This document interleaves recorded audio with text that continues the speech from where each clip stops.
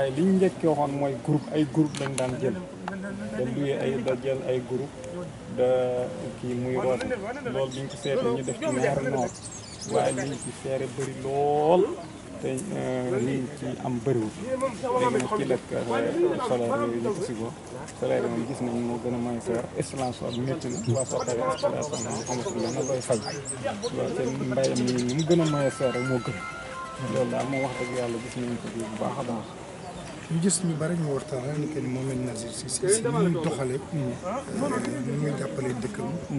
tey ba fuy nekkoon maire ñu taxawu ko. 23 villages yi nga xam ne ñoom ñoo seq dëkk bi.